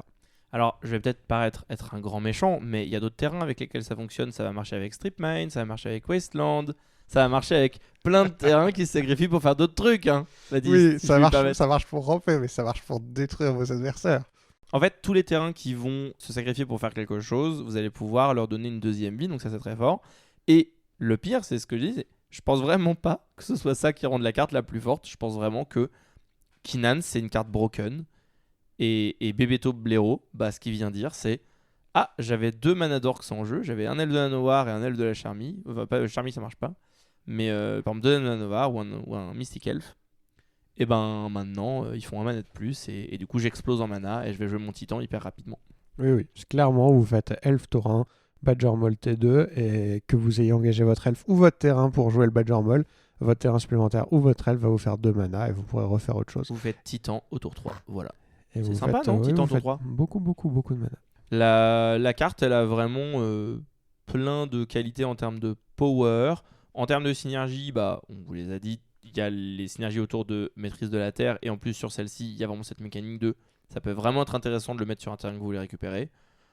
Au-delà de ça, si vous voulez qu'elle soit forte, dans tous les cas, dans votre cube, il faut que vous ayez suffisamment de créatures qui fassent du mana, donc des elfes, ce genre de choses. Sinon, la carte, j'ai l'impression qu'elle va être extrêmement peu satisfaisante, extrêmement peu rewardante. J'ai l'impression que si vous n'avez pas... peut-être que si vous avez énormément de terrain qui se sacrifie pour faire un effet, du coup, c'est une carte un peu tech. Mais pour moi, il faut que vous ayez une densité de d'orgue dans votre cube, sinon ça va être un piège en fait. C'est-à-dire que, ou alors il va falloir que vous disiez spécifiquement aux gens, il n'y a pas de mana d'orgue dans le cube. Si vous prenez Bebeto, Blaireau, vous n'allez pas pouvoir faire du fast mana avec. Moi, j'ai l'impression qu'en fait, elle va être beaucoup cantonnée à ça dans un cube parce que ça va être ce à quoi les joueurs vont s'attendre. Et ça, il faut le prendre en compte quand vous créez votre cube. Si vous faites un cube qui va à l'envers des attentes des joueurs, vous allez juste avoir des feel bad. Ou avoir un archétype maîtrise de la terre hyper présent dans votre cube et se dire c'est une bonne carte pour maîtrise de la terre si tous vos terrains sont des créatures dans l'archétype.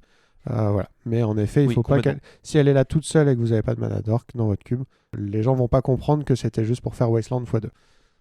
On va passer à une carte bleue, puisque nous n'avons pas encore parlé de carte bleue. Moi, j'aimerais parler de la légende de Kuruk. C'est une saga, donc un enchantement saga, qui coûte 4, 2 mana incolore et 2 mana bleu. Au premier et au deuxième tour de la saga, vous faites regard 2, piocher une carte. Donc pour 4 mana, à long terme, vous allez piocher 2 cartes. Et à la troisième étape de la saga, au troisième marqueur Sapiens, vous allez l'exiler et la renvoyer transformée sous votre contrôle. Et de l'autre côté, c'est l'avatar Kuruk, une 4-3 incolore, créature légendaire avatar. À chaque fois que vous lancez un sort, créez un jeton de créature 1-1 incolore esprit avec ce jeton ne peut pas bloquer ou être bloqué par des créatures non esprit.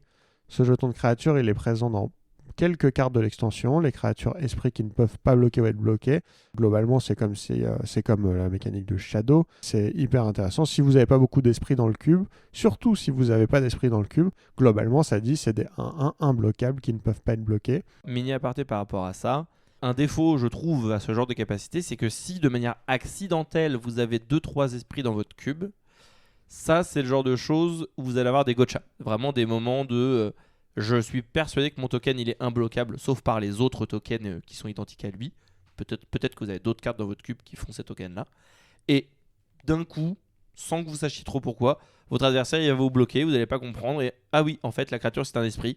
C'est le seul esprit du cube, tu sais pas trop pourquoi il est là, mais du coup ça bloque vos jetons. Donc, moi, c'est le genre de mécanique où je suis toujours un tout petit peu frileux et j'essaie de les réfléchir vraiment en me disant à quel point est-ce que je veux que les types de créatures ils aient des incidences accidentelles ou pas. On avait une discussion sur Peter Porker par rapport à ça, justement, dans ton cube, dans ton Rothschild Cube, sur combien de créatures est-ce qu'il pouvait buffer, combien de créatures il pouvait pas buffer. Ben, ça, pour moi, c'est le genre de question hyper importante parce que de base, normalement, on fait pas trop attention à nos types de créatures. Et donc, soit on est dans un cube où c'est une composante importante pendant le draft et pendant la partie, soit ça l'est pas. Quand il n'y a pas beaucoup de cartes qui le font et qu'elles demandent de checker tous les types de tout le monde, c'est un peu plus embêtant. Mais cet Avatar Kuruk a une dernière capacité qui est clairement là pour les joueurs de Commander, qui a une capacité d'épuisement, donc vous pourrez utiliser qu'une seule fois pendant la partie, et qui a maîtrisé l'eau pour 20. Donc 20, c'est beaucoup 20 quand même. 20 mana et ou créatures. Alors n'oubliez pas qu'il vous fait plein de créatures, mais bon, ces créatures sont imbloquables, donc a priori vous n'avez pas envie de les engager pour activer ça. Mais si jamais ça vous arrive un jour dans votre vie d'arriver à 20 permanents, créatures, artefacts et ou mana, vous pouvez jouer un tour supplémentaire après celui-ci. Bon, ça sert pas à grand chose, mais c'est clairement pour moi, pour le principe du cube, c'est clairement une mécanique qui va être de trop sur la carte. Ça risque de faire, s'il y a des joueurs de Commander qui viennent jouer un de mes cubes et qui voient cette carte-là, ils risquent de se dire mais c'est super fort, on joue un tour supplémentaire. Et en fait, ils se rendront pas compte que juste a priori, quand vous avez 20 permanents, vous avez déjà gagné la partie. Mais je trouve, en dehors de cette capacité-là qui risque d'un peu chambouler et de ne pas être trop comprise, à chaque fois que vous lancez en sort, vous faites une 1-1 imbloquable. C'est la parfaite phase verso d'une saga qui dit clairement vous avez envie de jouer contrôle, j'ai envie de regarder piocher des cartes, moi je vais attendre de voir ce que tu fais, je vais contrecarrer ce que tu fais, et ensuite, à chaque fois que je lance un contre-sort, je fais une 1-1 imbloquable, et je vais te tuer à petit feu. La partie va durer un petit peu de temps, mais pas trop, puisque j'aurai de plus en plus de 1-1 imbloquables. Oui, c'est ça le truc, c'est que si à un moment tu commences à avoir une dizaine de jetons imbloquables, peut-être qu'il te manque 3-4 permanents pour finir d'avoir les 20, mais il y a des chances que ton adversaire à la buff à 10, il va pas aimer, hein, parce que ça veut dire qu'il en a peut-être déjà pris une à 9 le tour d'avant. Oui, alors, ils ne peuvent pas bloquer, ils sont imbloquables, ils ne peuvent pas bloquer, donc c'est vraiment nul. C'est vraiment des choses qui vont vouloir bourrer ou être utilisées pour les maîtrises de l'eau de vos autres permanents. Si vous avez des mécaniques de maîtrise de l'eau, vous avez plein de 1-1 que vous allez pouvoir engager pour ça, puisque de toute façon ils ne peuvent pas bloquer, mais globalement, personnellement, je vois vraiment cette carte en mode énorme carte de contrôle qui va vous faire piocher 2, trier le dessus de votre deck, piocher 2 cartes et ensuite faire des 1-1. Et bon, si vous voulez gérer mon avatar Kuruk, je vais jouer Counterspell et faire une 1-1. Et je peux faire ça en boucle jusqu'à ce que la partie soit terminée en ma faveur. C'est assez fort dans un cube où tu vas avoir moins de contre et de pet enchante, mais pas mal de removal la créature, de dire je joue mon kill qui est une créature, mais en fait c'est un enchantement. Je fais un peu de value, et ensuite il y a une créature, mais au moment où il y a une créature, en fait, tous mes terrains sont untap, et j'ai mes réponses. Je suis allé sélectionner mes réponses avec les 2 premiers effets de la saga. Je vois comment ça peut être assez solide. Mini aparté sur les jetons d'esprit. On m'a dit dans l'oreillette ce week-end qu'il y a un petit flavor fail, un petit flavor miss sur ces jetons. Donc de base, c'est plutôt un flavor win, c'est-à-dire que dans le monde d'Avatar, les esprits ne peuvent pas interagir avec les vivants et réciproquement. Le monde des esprits et le monde des vivants, ils n'arrivent à se toucher, à rentrer en contact qu'à des endroits très très précis du globe, et c'est très, on va dire, c'est très contraignant. Mais il y a un petit flavor miss, c'est que ces précisés ne peuvent pas bloquer ou être bloqués, excepté par des créatures esprits. Ils auraient pu mettre ou avatar. Parce que l'avatar, justement, peut rentrer en contact avec le monde des esprits. Et donc ça, c'est un petit flavor fail qu'on m'a fait remarquer et je trouvais intéressant d'en parler. Voilà. C'est pas très intéressant dans le contexte du cube, mais c'est intéressant pour tous les Vorthos qui nous écoutent ou tous les gens qui aiment bien Avatar.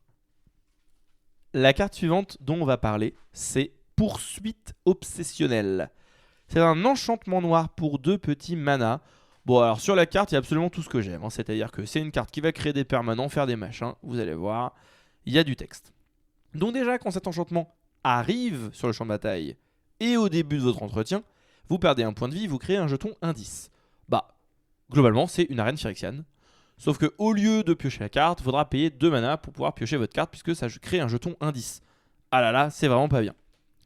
On fera remarquer déjà que ça a un effet d'arrivée en jeu. Donc ça le fait tout de suite. Ça c'est bien. Le deuxième truc, c'est que oui, si vous voulez une carte, il faudra payer 2 mana, mais ça crée un permanent. Et quels sont les archétypes ? Quel est l'archétype qui aime bien créer des permanents à chaque tour, même des permanents tout pourris ? Stax. Ben voilà. Est-ce qu'on jouerait pas Braids et qu'ensuite on va commencer à tous sacrifier des trucs et moi je vais sacrifier mon indice. Donc ça déjà ça me parle bien. La carte a une autre ligne qui est à chaque fois que vous attaquez, mettez X marqueur +1/+1 sur une créature attaquante ciblée, X étant le nombre de permanents que vous avez sacrifié ce tour-ci. Si X est supérieur ou égal à 3, cette créature acquiert le lien de vie jusqu'à la fin du tour. Bon, moi je joue contrôle. Et là vous êtes en train de me dire que je peux récupérer les points de vie que le méchant joueur d'aggro m'a enlevé. Alors que moi tout ce que je fais, c'est vouloir qu'on joue le plus de tours possible, parce que j'adore jouer à Magic. Cette carte, je pense qu'elle va être incroyable dans des archétypes stacks et dans des archétypes sacrifices. Dans les archétypes sacrifices, elle va vous donner un second souffle, parce que le problème des decks Rakdos Aggro et compagnie, c'est souvent qu'ils épuisent leur main très rapidement. Là, ça veut dire, je vous donne des choses à sacrifier, donc c'est hyper bien si vous avez un Diable du Carnage, ce genre de choses. Et en fin de partie, vous allez pouvoir sacrifier les indices en payant 2 pour pouvoir juste piocher des cartes. Et dans tous les archétypes qui vont avoir des moteurs de sacrifice ou des trucs comme Stax qui vont dire on va tous sacrifier quelque chose, vous avez un moteur qui coûte pas cher, qui vous permet même de revenir en late game avec la deuxième capacité, alors que vous êtes un petit peu low en point de vie, votre adversaire vous a bien bourré le cul. Là, hop, c'est génial. Je vais pouvoir potentiellement dire je sacrifie 2 indices plus le permanent que j'ai sacrifié au début de tour avec ma Braids. Je viens de piocher 2 cartes, je mets des marqueurs sur ma Braids, j'attaque avec ma Braids qui est 5/5 lifelink. Voilà. Est-ce qu'elle est pas belle la vie ? Ah oui, tu veux dire que cette carte n'était pas juste là pour l'archétype Dimir, piocher 2 cartes par tour ? Non, elle est pas juste là pour ça. Je crois vraiment que là, c'est la deuxième ligne qui dit le nombre de permanents que vous avez sacrifié ce tour-ci. Je pense qu'ils savaient ce qu'ils faisaient quand ils ont créé la carte. Oui, c'est un peu bourrin et ça rentre c'est de la belle cross-pollinisation. Vous pourrez l'utiliser dans plein d'archétypes différents et ça vous fait un board qui est solide. En parlant de sacrifice, j'aimerais transitionner tout de suite avec deux autres cartes, mais une pour commencer, qui s'appelle Joudi. Une parmi la multitude. C'est une 2/2 pour 2, un mana incolore et un noir. Humain et conseillé. C'est pour un noir, vous l'engagez. Vous pouvez surveiller un. Donc surveiller un, regardez la carte dessus de votre deck. Si vous avez le droit de la mettre dans votre cimetière ou la laisser au-dessus. Puis, créez un jeton qui est une copie de cette créature. Donc Joudi, vous faites une deuxième Joudi. Et sacrifier un artefact ou une créature. N'activez que lorsque vous pourriez lancer un rituel. Ce que ça veut dire, c'est que au pire des cas, pour un noir, vous l'engagez, vous surveillez un, vous faites une deuxième Joudi et vous sacrifiez une Joudi. Au pire des cas, pour un noir, vous avez un moteur de sacrifice qui a trigger un sacrifice et qui vous a fait surveiller un pour regarder le dessus de votre deck. Au meilleur des cas, vous aviez fait des jetons indices. Pardon. Vous aviez fait des jetons indices avec votre poursuite obsessionnelle. Vous surveillez un, vous faites une deuxième Joudi, vous sacrifiez un indice, et puis ensuite vous surveillez 2. Avec vos 2 Joudi, vous faites 4 Joudi, ensuite vous en aurez 25, et c'est très flavor puisqu'il y en a beaucoup sans spoil dans la saison 2 de Avatar, ou 3, je ne sais plus. Voilà, c'est flavor avec l'histoire, mais c'est surtout pour moi un super moteur de sacrifice qui fait certes pas grand chose, on va pas retrouver ça dans le Vintage Cube, mais je trouve ça très rigolo de pouvoir juste, pour un mana, avoir un trigger de sacrifice qui s'est lancé, pour toutes les cartes qui disent si vous avez sacrifié un permanent, voilà, je vais sacrifier un permanent et je vais Suki qui va me refaire une 1-1, ou je vais sacrifier la 1-1 de Suki pour faire une deuxième Joudi, parce que c'est quand même des 2-2, c'est un peu mieux que des 1-1, etc., etc. C'est très bien dans Aristocrate. Vous avez aussi une arrivée en jeu, vous n'avez pas seulement un Death Trigger, mais vous avez aussi un Enter the Battlefield Trigger. Pour tous les decks qui vont dire quand une créature arrive en jeu, vous gagnez un point de vie, ça marche aussi. Donc je suis d'accord que, en fait, il se passe pas grand chose, mais ça trigger beaucoup de choses en fait, pour un seul petit mana. Je pense que ce qui fait. Certes, on peut avoir au bout d'un moment beaucoup de Joudi, mais comme il faut payer un mana à chaque fois, Le problème, c'est que ça peut pas vraiment se développer de manière exponentielle. Alors que, à l'inverse, il y a une autre carte qui, elle fait ça très bien.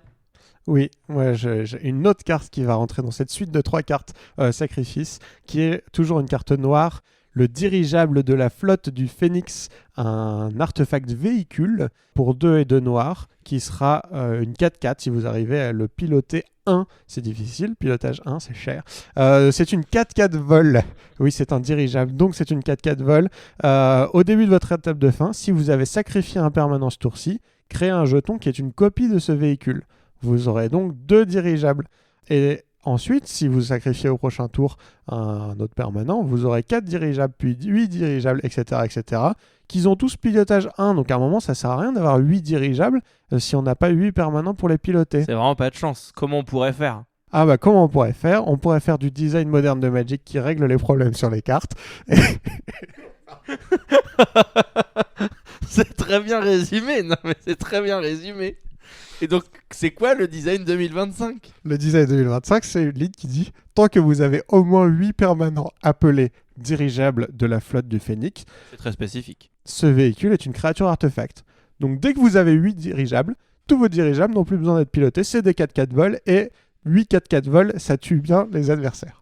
La carte, elle cumule énormément de qualités. Bon, déjà, on est sur un permanent qui a 4 mana. Si on compare avec les 2 cartes dont on a parlé juste avant, oui, la carte est 2 fois plus chère. C'est normal qu'elle fasse au moins 2 fois plus de choses. C'est normal. Mais elle accomplit énormément de choses.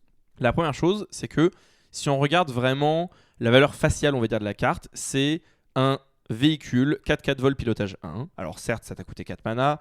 Et pour 4 mana, peut-être que tu aurais voulu, il y en a plein d'ailleurs qui existent en rouge, un dragon 4-4 vol avec un upside. Là, tu es sur une 4-4 vol avec un downside, puisqu'il faut engager une créature pour pouvoir la piloter. Je rappelle qu'on a dit que dans cette extension, par exemple, il y avait aussi des cartes qui avaient des bonus quand elles étaient engagées. Donc en vrai, c'est pas toujours un défaut d'avoir quelque chose pour piloter. Et n'oubliez pas que même si ça n'a que pilotage 1, vous pouvez très bien engager 10 créatures pour piloter votre pilotage 1. Si vous voulez mettre 10 de power juste pour activer vos synergies quand cette créature s'engage, c'est possible. Donc ça, c'est juste important de le rappeler. Parce que c'est la valeur, encore une fois, c'est vraiment le plancher absolu de la carte. C'est-à-dire que vous n'avez rien pour sacrifier quoi que ce soit. Ça reste un véhicule qui tape avec de l'évasion et qui tape fort. Le truc qui est vraiment intéressant, c'est que vous allez créer des permanents de manière exponentielle. Et dès que vous avez des cartes comme, je ne sais pas moi, par exemple, Grande Cheminée. Voilà, encore une fois, on parle de cartes de stacks, mais une carte qui va dire, maintenant on sacrifie 2 permanents à chacun de nos tours. Je vous assure que quand vous allez commencer à avoir 2-4 dirigeables et donc créer autant à la fin de votre tour, vous allez même pouvoir commencer à sacrifier vos dirigeables en fait. Et c'est là où la carte, je pense, elle est la plus forte dans ces archétypes. C'est qu'à partir d'un certain seuil critique de dirigeables en jeu, vous allez pouvoir sacrifier vos dirigeables pour créer plus de dirigeables. Et vous n'avez plus besoin de rien sacrifier d'autre. Et enfin, la dernière chose, c'est juste, quand vous commencez à avoir 2-3 dirigeables, et je parle même pas d'atteindre 8, si vous jouez aggro, mais votre adversaire, vous allez le défoncer. Vous lui mettez 12 en vol, il peut pas bloquer ça en fait, c'est pas possible. Et c'est là où la carte est forte. Pour moi, la dernière ligne, en fait, elle arrivera presque jamais, ou alors dans des archétypes extrêmement contrôle. C'est-à-dire un archétype stacks comme celui dont je parlais, il peut arriver en gagnant des tours à avoir les 8 dirigeables. Il en a jamais piloté un seul, il s'en fout. Ou à la rigueur, il en a piloté un quoi, avec sa Braids. Mais au bout d'un moment, il a les 8 et il one shot. Voilà. Et ça peut être un vrai kill de contrôle dans ces archétypes-là. Moi, je sais que dans mon cube artefact, qui a justement un archétype stacks blanc-noir, mais moi, la carte, c'est sûr, elle rentre. Je sais pas ce que j'enlève, mais il faudra que je l'essaye. Oui, moi, même si je pense que même si la carte disait au début de votre étape de fin, vous faites une 4-4 vol dirigeable qui n'a pas les capacités du dirigeable, elle serait déjà forte. Oui, le fait que ça soit exponentiel de 1 devient 2, 2 devient 4, 4 devient 8 et je te mets 24. Non, je te mets 32 parce que 8 4-4 vols, ça met quand même 32 dégâts. C'est d'autant plus fort. Ça aurait été fort 100. Ça aurait vraiment été pour moi, si ça avait été 100, ça aurait été une carte de commandeur en mode on n'atteindra jamais les 8 tokens, mais si ça arrive, on a gagné. Là, on atteindra les 8 tokens en 3 tours. Voilà. Si personne ne vous gère votre premier dirigeable et que si votre adversaire n'a pas de removal à artefact, parce que n'oublions pas que si vous choisissez de ne pas les piloter, c'est des artefacts, c'est un peu plus dur à gérer avec des créatures dans la plupart des cubes. voilà, vous sacrifiez une joue 10 par tour, et puis dans 3 tours, vous avez 32 dégâts au vol. Et là, va falloir avoir des réponses. La carte, elle a aussi le syndrome Scott Mob, c'est-à-dire ces cartes qui se copient elles-mêmes, et donc c'est exponentiel. Ce que ça vient dire, c'est dès que vous en avez deux, un removal ça suffit plus. Et c'est ça qui rend la carte très forte, c'est que comme toutes les copies ont la même capacité de pouvoir se dédoubler, si derrière tu pioches ton Abrade mais que j'en ai déjà deux, c'est trop tard et je vais continuer à refaire des dirigeables. Et là, tu auras juste l'air d'un con avec ton removal et tu pourras pas endiguer la marée, en fait, ce sera juste pas possible. Et Ça, les Vras artefacts, c'est pas hyper courant, si je puis me permettre. Ouais, surtout pas dans la queue. Ça vaut quand même le coup de le faire. Hein. Je pense que votre adversaire a 2 dirigeables, vous pouvez lui en péter un. Ça vaut quand même le coup d'en péter un parce que vous gagnez un tour sur le tour où il vous envoie 32 dégâts. En tout cas, carte hyper intéressante. Son plus gros défaut, c'est qu'elle coûte 4. Et donc, c'est vraiment une valeur en mana qui est vraiment pénible dans ce genre d'archétype. Pour aggro, c'est un petit peu trop cher. On aurait aimé que la carte soit un mana en dessous. En même temps, ça aurait été débile. Donc, merci Wizards de ne pas l'avoir mis à 3 mana. Pour Stax, c'est ok, mais c'est en compétition avec les autres bonnes cartes à 4 mana. Donc, c'est plus ça le défaut. À mon avis, c'est quand même très bien, mais à voir à l'usage si ça trouve bien sa place dans le tempo de la game. Moi, je trouve la carte hyper intéressante. Oui, son plus gros défaut, c'est que ça coûte 4 dans un set où il y a un artefact véhicule pour 4, le même coup, qui pète un permanent en arrivant, qui sera dans la plupart des cubes un bien meilleur 4 drop, mais bien moins synergique avec ça. Franchement, je pense que pour un archétype Stax et ou Sacrifice, notez que c'est Sacrifice cette fois-ci, hein, donc c'est si vous avez sacrifié un permanent ce tour-ci, ça marche avec les fetch. Hein. Encore une fois, les fetch sont présents dans la majorité des cubes. C'est pas écrit permanent non terrain, donc voilà, vous pourrez l'activer dans la plupart des cubes. Ça vaut quand même le coup d'avoir un archétype sacrifice. Sinon, si le seul moyen de l'activer c'est les fetch, ça vaut pas le coup de mettre cette 4/4 dans votre cube. C'est pas du tout une carte good stuff, mais par contre, dans des archétypes qui vont la trigger, je pense que la carte est vraiment forte. En parlant de cartes fortes, la dernière carte dont on va parler du set Avatar, c'est Wan Shi Tong, bibliothécaire. Et alors, elle, je pense que c'est pas difficile de dire que c'est de loin la carte la plus forte, je pense. Enfin, il y a quand même Bebeto Blaireau. Il y a quand même Bebeto Blaireau qui se pose. Mais en termes juste de puissance brute, je pense que c'est une carte qui va rentrer dans des cubes éternels. C'est une créature légendaire, oiseau et esprit. Et de base, elle paraît pas très impressionnante parce que c'est une 1-1. Alors, elle a vol, flash, vigilance.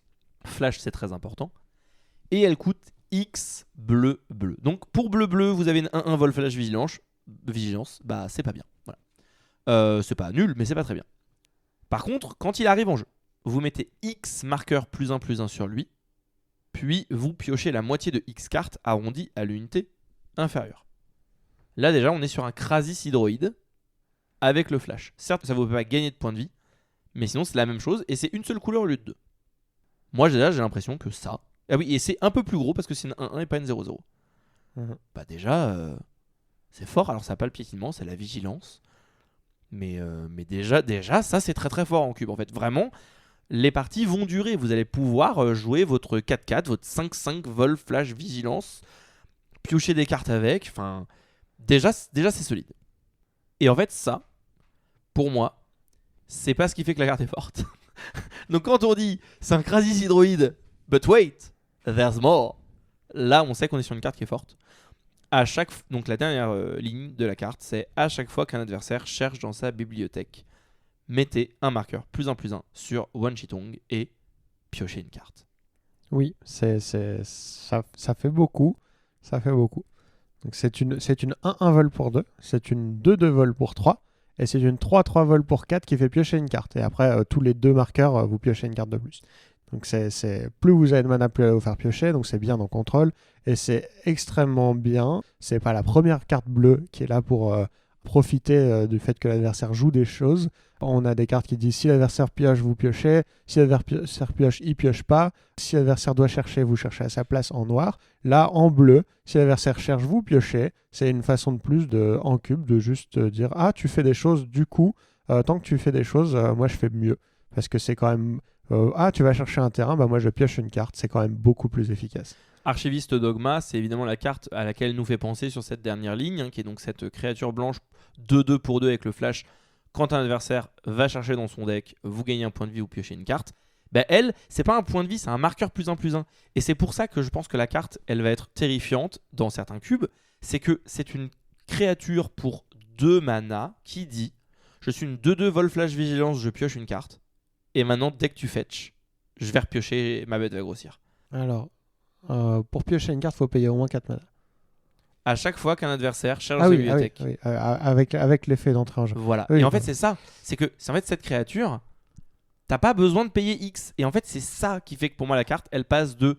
C'est un Krasis Hydroïde qui est vraiment fort parce que ça a la flash. À.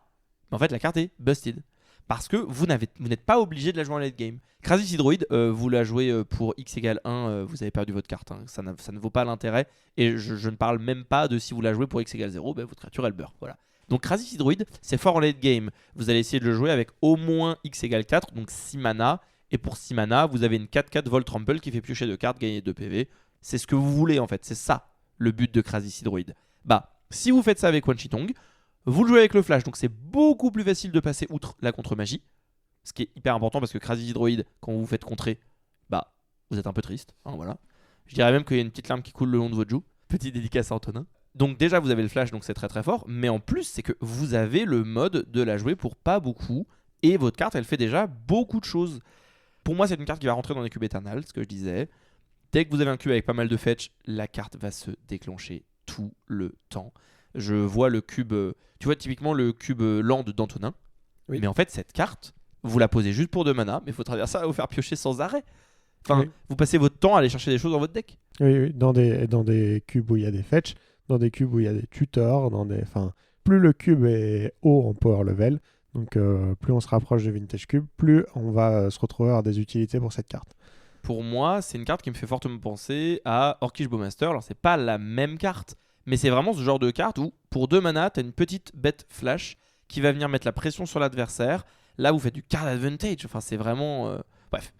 On pourrait en parler encore longtemps. Pour moi, c'est pas une carte que je recommande de rentrer. Je vous avais déjà fait le même coup avec le ballot la dernière fois quand on en a parlé avec Antonin. Les cartes qui sont comme ça, juste vraiment très très fortes et qui ont plein d'applications différentes, je ne les recommande pas dans les cubes moins power. Typiquement, dans le Chilbell Cube, cette carte, elle serait complètement cassée. Faudrait jamais l'y mettre. Et d'ailleurs, t'as jamais eu l'intention de l'y mettre. J'ai jamais eu l'intention de l'y mettre. Et elle aurait nettement moins d'utilité puisqu'on peut très peu chercher dans ma bibliothèque. Il n'y a pas de tuteur. Mais par contre, il y a des fetch. Mais il y a des fetch. Il n'y a pas autant de fetch que dans un... Enfin, voilà. Il y a 12 fetch dans mon cube. Elle scale un petit peu, ouais. Elle scale un petit peu avec l'environnement parce que plus il y a de fetch dans un environnement, plus il y a de tuteurs, plus elle est forte. Mais le truc, c'est que en fait, son plancher est tellement haut qu'en fait, elle est très rapidement, je pense, oppressive. Par contre, vous qui aimez les cartes puissantes et qui nous écoutez, cette carte est pour vous. Et c'est la fin de notre analyse du set Avatar, le dernier maître de l'air. On aurait pu parler de pas mal d'autres cartes. Il y en avait beaucoup qui nous ont plu, mais l'épisode est déjà assez long. On va en arrêter pour aujourd'hui, je pense. Oui, il y a pas mal de cartes très sympas, des plus petites cartes. Là, on a parlé de 4 grosses mythiques, mais n'hésitez pas à aller regarder l'intégralité des cartes. Il y a des petits removals sympas, il y a des grosses bêtes, il y a un peu de tout. On pouvait évidemment pas parler des cartes. Comme je l'ai dit, il y a une extension standard et une extension Jumpstart, donc il y a plus de 300 cartes, sans compter les reprints. Mais voilà. Il y a plein de petites cartes aussi pour des cubes vraiment moins power. Ils ont fait une 2-1 pour un rouge vanilla. C'est la première fois que ça arrive de l'histoire de Magic.